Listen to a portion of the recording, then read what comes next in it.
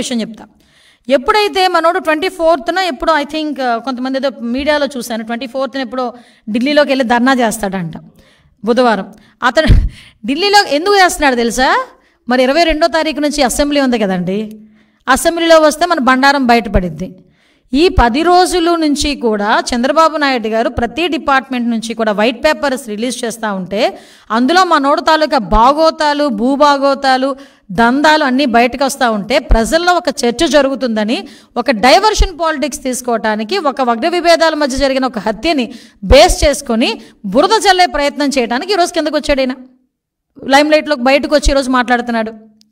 24నో 23-24లో శ్వేతపత్రం law and order మీద, గాంజా మీద, డ్రగ్స్ మీద అసెంబ్లీలో ప్రవేశపెట్టడానికి చంద్రబాబు నాయుడు గారు ఈరోజు అసెంబ్లీలో ప్రవేశపెట్టడానికి సిద్ధపడ్డాం. నీకు దమ్ముంటే ఇక్కడే ఆటవిక పరిపాలన జరిగిపోతుంది, ఇలా జరిగిపోతుంది, అలా జరిగిపోతుంది అని నువ్వు అనుకునుంటే, నిజంగా నీ మనసాక్షికి నువ్వు అనుకునుంటే దమ్ముంటే అసెంబ్లీకి రా, అసెంబ్లీలో మాట్లాడేసుకుందాం. నువ్వు వెళ్ళి ఆ రోజు వెళ్ళి అసెంబ్లీ అయిపోయిన తర్వాత కూడా ఢిల్లీకి వెళ్ళొచ్చు. అసెంబ్లీ పీరియడ్లోనే ఢిల్లీకి వెళ్ళాల్సిన అవసరం ఏం లేదు కదా. ఉన్న పట్టుమని ఉన్న 11 మందిని, నీతో కలిపి 11 మందిని కూడా ఎందుకు అటువైపు తిప్పేది? రమ్మని అసెంబ్లీకి, వాళ్ళకి అసెంబ్లీకి వెళ్ళాలన్న దాస్తోనే కదా ఎమ్మెల్యేలకి నెగ్గేది. రమ్మని అసెంబ్లీకి కూర్చోండి. అసెంబ్లీలో చంద్రబాబు నాయుడు గారు చెప్తారు. అందులో ఒకటి అబద్ధం అని కానీ, ఒకటి నిజం లేదని కానీ ఏదైనా ఒకటి చెప్పమానండి దమ్ముంటే. నేను ఛాలెంజ్ విసురుతున్నా, రా అసెంబ్లీకి రా నీకు దమ్ముంటే. ఈరోజు నీ మీద నువ్వు ఇన్ని అబద్ధాలు మాట్లాడుతుంటే నేను ఒకటే అడుగుతున్నా, అక్కడ జగన్మోహన్ రెడ్డి అవనేయండి, వేరేవాడు ఎవడైనా అవనేయండి, గవర్నమెంట్ మీద తప్పుడు ఆరోపణలు చేస్తే కేసులు పెట్టడానికి కూడా వెనుకాడం, చట్టపరమైన చర్యలు తీసుకోవడానికి కూడా ఎట్టి పరిస్థితులను వెనుకాడం. ఎవడైనా సరే, అక్కడ జగన్మోహన్ రెడ్డి, పులివెందుల ఎమ్మెల్యే జగన్మోహన్ రెడ్డి ఉన్నాడా, సమ్ ఎక్స్ ఉన్నాడా మాకు అనవసరం.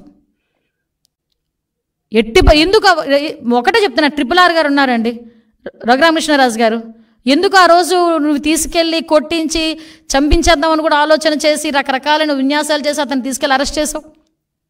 ఒక ఎంపీని, సిట్టింగ్ ఎంపీని. TV5 మూర్తి గారు ఉన్నారు, ఆయన మీద ఎందుకు రాజద్రోహం కేసు పెట్టావు? అసలు రాజద్రోహం కేసు అన్నదే లేదు. అసలు యాక్చువల్గా రాజద్రోహం కేసు అనేది నువ్వు చెప్పినట్టు, నువ్వు పెట్టినట్టు ఉంటే కనుక ఫస్ట్ ఈరోజు కేసు బుక్ చేయబోయేది రాజద్రోహం కేసు నీ మీదే ఫస్ట్ బుక్ చేయబోయేది. ఆ రోజు ప్రతి ఒక్కరి నోళ్ళు నొక్కి డిపార్ట్మెంట్ని తొత్తుల కింద వాడుకొని ఈరోజు తిరిగి చంద్రబాబు నాయుడు గారి మీద, ఎన్డీఏ కూటమి మీద బురద చల్లి నేను గవర్నర్ దగ్గరికి వెళ్తాను, గవర్నర్ గారి దగ్గరికి ఇవన్నీ కాదు నేను కొన్ని ఇస్తాను. నాగమ్మ హత్య కేసు గురించి ఏమైందో చెప్పు. నాగమ్మ ఫ్యామిలీ దగ్గరికి వెళ్ళగలిగావా? పులివెందెల్లో నాగమ్మని హత్య చేశారు, ఎందుకు? నీకు ఓట్లు వేసిందే కదా పాప నాగమ్మ, కనీసం వాళ్ళ ఇంటికైనా వెళ్ళగలిగావా? పోనీ సీఎం స్థాయిలో వెళ్ళలేకపోయావు, మరి మొన్ననే వెళ్ళలేకపోయావా? ఒక్కళ్ళ గురించి మాట్లాడలేక, ఒక్కళ్ళ గురించి ఏంటది దానికి కనికరం చూపించకుండా, కన్సర్న్ చూపించకుండా ఈరోజు రాజకీయంగా ఏదో రకంగా బురద చల్దామని నోటికి వచ్చినట్టు మాట్లాడుతున్నాం. మేము ఒకటే చెప్తున్నా, ఈరోజు గాంజా విషయంలో మొన్న మన వినుకొండ ఇష్యూలో కూడా వాళ్ళ ఎక్స్ఎమ్మెల్యే చెప్పాడు గంజాయి మత్తులో చంపాడని. ఈరోజు జరుగుతున్న ప్రతి ఇన్సిడెంట్కి వెనకాతల గంజా అన్నది బేస్ అయిపోయింది. ఆ 5 సంవత్సరాల కాలంలో గంజాయిని అనకూడదు కానీ ఒక రాష్ట్ర పండుగ పండించారు వీళ్ళు. విపరీతంగా విచ్చలవిడితనం పెరిగిపోయింది. ఒకసారి మొన్న ఎప్పుడో బయటకు వచ్చి అంటాడు విషపు బీజాలు ఏదో సంథింగ్ విషపు బీజాలు నాటుతున్నారని ఏదో మాట్లాడాడు. అరే ఆల్రెడీ నువ్వు నాటేసావు విషపు బీజాలు. 5 సంవత్సరాలకే 5 సంవత్సరాల ముందే నువ్వు నాటేసావు విషపు బీజాలు లాస్ట్ 5 yearsలో. దాని తాలూకు అవశేషాలు ఇప్పుడు కొన్ని బయటపడుతున్నాయి. వాటిని ప్రక్షాళన చేసుకోవాల్సిన బాధ్యత మా మీద ఉంది.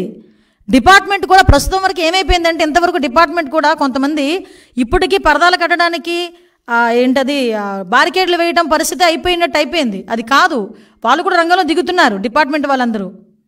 ఎస్పీల గురించి ఎంత ధైర్యం ఉంటే ఎస్పీల గురించి పేర్లు పెట్టి మాట్లాడతాడండి. ఎవడో రెడ్డి మంచోడట, తర్వాత వచ్చిన శ్రీనివాస్ మంచోడు కాదంట. ఆ పల్నాడు ఎస్పీల గురించి అంటే ఇక్కడ ఎంత విషయాన్ని కక్కాలని చూస్తున్నాడో ప్రజలందరూ కూడా అర్థం చేసుకోవాలి. దయచేసి ఒకటే చెప్తున్నానండి, ఈరోజు రాజారెడ్డి రాజ్యాంగాన్ని ఆ రోజు అమలుపరిచి ఈరోజు చంద్రబాబు నాయుడు గారు యాజ్ పర్ రూల్ ప్రకారం వెళ్తూ ఉంటే మాట్లాడుతున్నాడు. సంక్షేమ కార్యక్రమాలు అమలు చేయలేదు, దానికి వేరే ప్లాట్ఫామ్ ఉంది, వేరే రకంగా మాట్లాడుకోవచ్చు. అది ఇది ఎందుకు రెండు కలిపేసి నాన్న రచ్చ చేసేసి ఏదో రకంగా ఫ్రస్ట్రేషన్ అంతా బయటపడేసుకుంటాం. నేను మాత్రం ఒకటే చెప్తున్నానండి, ఎవరైనా సరే గవర్నమెంట్కి వ్యతిరేకంగా కాదు, గవర్నమెంట్ని టార్గెట్ చేస్తూ తప్పుడు సమాచారాలతో మాట్లాడితే గనక అది జగన్మోహన్ రెడ్డి అవనియండి, ఏ రెడ్డి అవనియండి, ఎవడైనా అవనియండి, చట్టపరమైన చర్యలు తీసుకోబడతాయి. చట్టపరంగా వాళ్ళ మీద చర్యలు తీసుకుంటామని క్లియర్గా మొత్తం చెప్తున్నాం.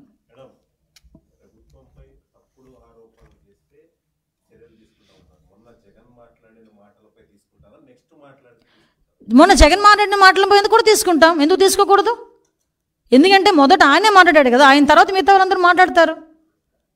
ఆయన మాట్లాడినప్పుడు మేము ఊరుకున్నాం అనుకోండి, మిగతా వాళ్ళు వచ్చి మాట్లాడతారు. మేము ఎందుకు ఆ ఛాన్స్ ఇవ్వాలి? మేము తప్పు చేస్తే మీరు అన్నట్టు మేము మాట్లాడకుండా ఊరుకోవచ్చు. మేము తప్పు చేయలే, ఇక్కడ తప్పు జరగల. నోటుకొచ్చినట్టు 1000, 2000, 400, 460 అని చెప్పి నోటుకొచ్చిన అంకెలు చెప్పేసి ఏది పడుతుంది మాట్లాడేస్తే ఎవరు ఊరుకుంటారు? ఊరుకోవాల్సిన అవసరం లేదు కదా.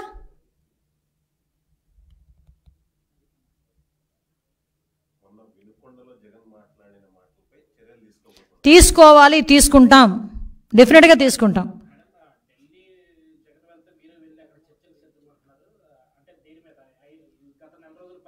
కాదండి, లాస్ట్ 5 years గురించి కూడా మాట్లాడాలి కదా. నేను ఏమంటానంటే ఇది 45 రోజుల విషయం గురించి మాట్లాడుతున్నావు. బాబాయ్ హత్య కేసు నుంచి కోడికత్తి శ్రీని దగ్గర నుంచి మొదలు పెట్టుకుందాం. అంతకుముందు నుంచి నీ తాలూకా నేర చరిత్ర అంతా తీయట్లే, సంతోషించు. నీ తాలూకా నేర చరిత్ర అప్పటి నుంచి తీసుంటే కనుక గ్రంథాలు అవుతాయి. నేను రెడీ. అరే దేనికి నేను భయపడాలి? యాజ్ పర్ రూల్ ఈ రోజు వరకు ఎక్కడైనా చైల్డ్ అబ్యూజింగ్ జరిగిన చోట కానీ, హత్యలు జరిగిన చోట కానీ ప్రతి దగ్గర కూడా వెంటనే ఇమ్మీడియట్గా అరెస్టులు చేసి రిమాండ్కి పంపించారు. పోక్సో యాక్ట్ సంబంధించి ప్రత్యేక కోర్టులు చిన్నపిల్లల మీద జరిగిన అఘాయిత్యాల మీద ప్రత్యేక కోర్టులు ఏర్పాటు చేస్తామని సాక్షాత్తు మన సీఎం గారు బయటకు చెప్పారు. దీని మీద ఎంత ధైర్యం ఉంటే ఈరోజు ఒక సీఎం గారు ఈరోజు వైట్ పేపర్ రిలీజ్ చేయాలండి లా అండ్ ఆర్డర్ విషయంలో. మేము తప్పు చేయలేదు కాబట్టి లాస్ట్ గవర్నమెంట్లో జరిగిన సిచ్యువేషన్స్ అన్నింటిని ఎక్స్ప్లెయిన్ చేయాలి. ఈరోజు కేవలం బీసీలు 300 మందిని హత్య చేశారు. దాని గురించి వస్తాడు రాడు కనుక్కోండి ఒకసారి. ఎస్సీలను ఎంతమందిని ఇబ్బంది పెట్టాడు, బీసీలను ఎంతమందిని ఇబ్బంది పెట్టాడు. ఒక ఆడపిల్ల అరే మా అక్కని ఏడిపించొద్దని చెప్పిన పాపానికి కిరోసిన్ పేసి తగిలెట్టేశాడే. పేరుచేరలోని ఇదే వైఎస్ఆర్సీపీ నాయకుడు ఒక మైనర్ బాలికని వ్యభిచార కూపంలోకి పంపించాడు. 6 నెలల తర్వాత ఆ పిల్ల ఇంటికి చేరి అలోలక్షణం ఏడిస్తే ఇవి ఆ రోజు అప్పుడు వరకు కూడా చర్యలు లేవు. ఒకరిని కూడా అరెస్ట్ చేయలేదు. ఇలాంటివి సంఘటనలు చాలా ఉన్నాయి. మేము చెప్పాలంటే ఎక్కడ కూడా ఏమీ దొరకట్లేదని ఒక్క వినుకొండ ఇష్యూని చేతిలో పట్టుకొని ఏదో రాద్ధాంతం చేయడానికని చూసి అక్కడేమో కన్ఫ్యూజన్ క్రియేట్ చేస్తున్నాడు. వాళ్ళతో ఫోటోలు ఉన్నాయి, వీళ్ళతో ఫోటోలు ఉన్నాయని. నేను చూపించిన లాస్ట్ 5 సంవత్సరాల్లోని జరిగిన ప్రతి క్రైమ్లోని కూడా జగన్మోహన్ రెడ్డితో ఒక ఫోటో ఉంటుంది వాళ్ళది. ప్రతి క్రైమ్లోని జగన్మోహన్ రెడ్డిని అరెస్ట్ చేయాలి అతను చెప్పినట్టు కనుక చేస్తే. ముఖ్యంగా వివేకానంద రెడ్డి హత్య కేసులో చేయాలి ఆయన్ని కూడా.